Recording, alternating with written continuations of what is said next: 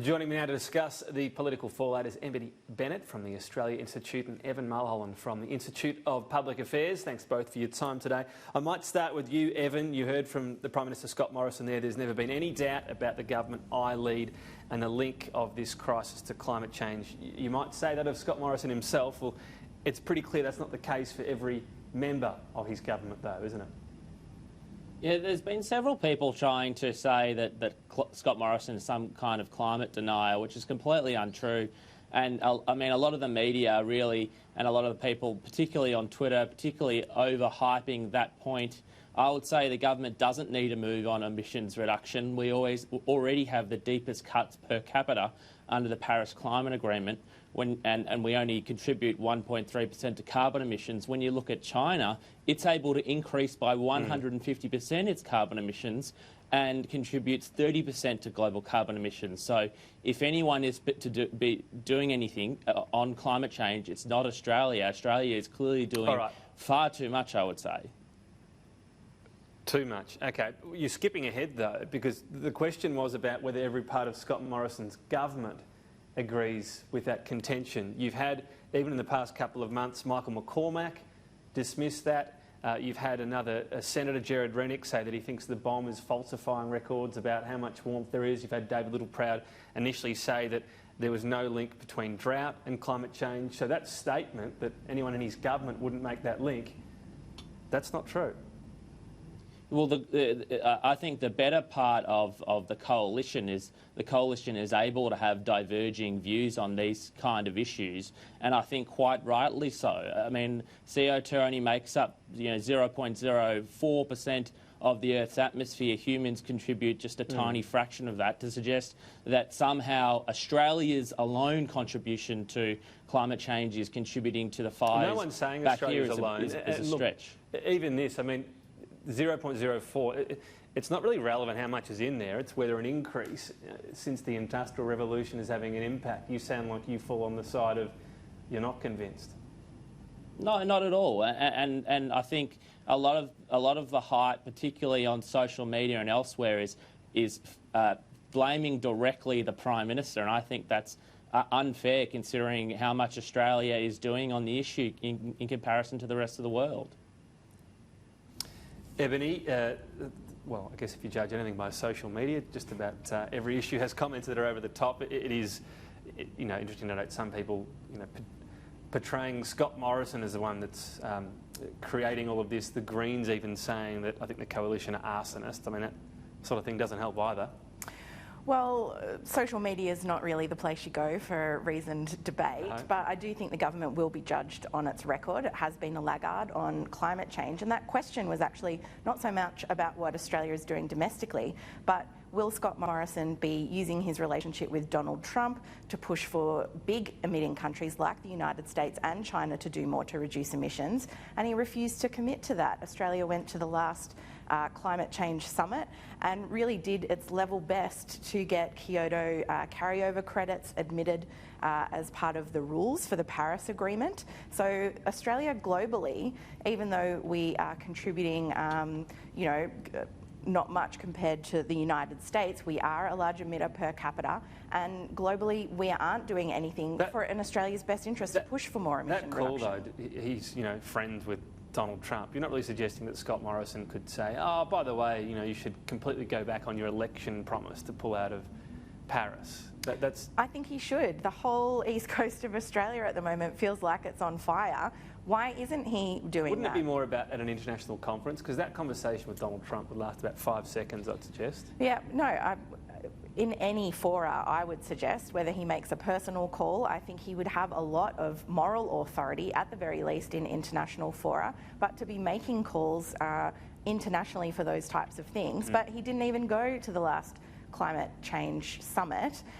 So turning up to more of those things, really saying that that's a priority for his government. The Australian people don't get any sense from a lot of the government, certainly several backbenchers, but even prominent ministers, that the government does take climate change seriously. The other side of the equation is how you deal with new and changed conditions, Evan, and this seems to be both sides saying they'll be right up for a discussion on what to do, including perhaps, needing more permanent aircraft here as well, perhaps different hazard reduction strategies. We know what we have in place right now. We know they've worked pretty well, really, in Australia, considering we are usually able to limit loss of property quite well, but maybe those old techniques no longer work.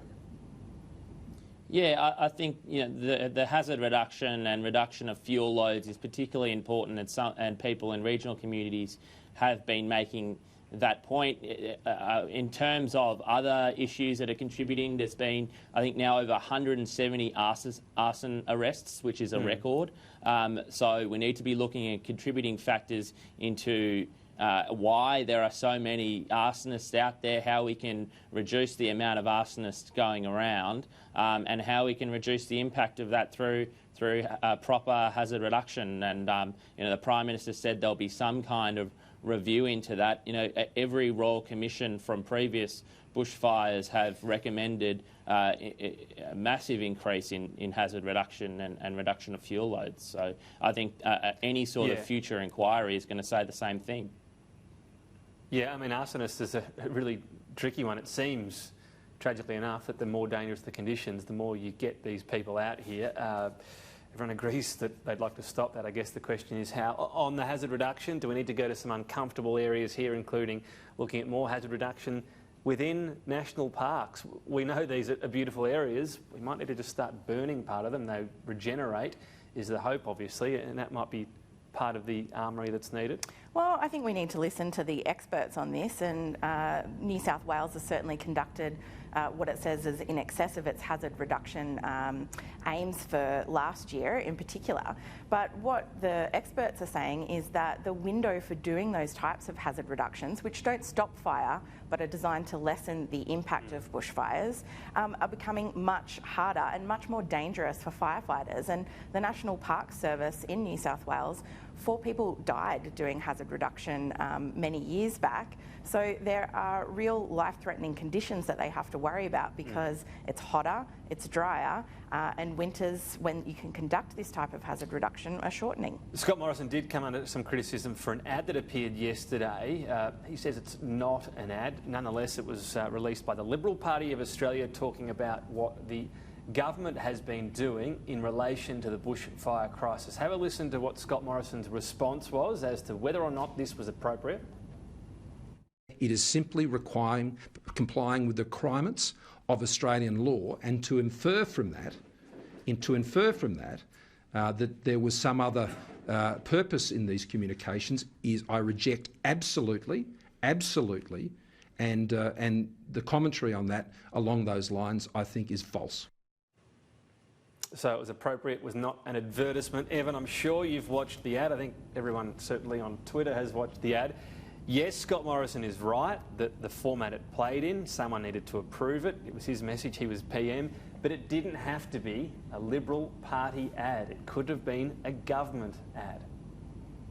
Yeah, I think it's all a bit silly, but in the midst of a national emergency, creating a polished ad, making yourself look flash with music going in the background and dramatic cross-cutting here and there, and making the announcement, I think the optics of it is very, very poor. But he is right about the legality of authorisation. I would note that Anthony Albanese has put out 2 videos in the past 2 days with ALP authorisation, and that was in relation to bushfires as well. So he can't put out a government ad. Of course not. But if it was he should put an ad all out, but. I think Scott Morrison probably should have just made it a government ad that didn't have him in it, that explained the what the announcement was. That probably would have been the best option for him. Probably wasn't a good move from an optics point of view to go ahead with this ad.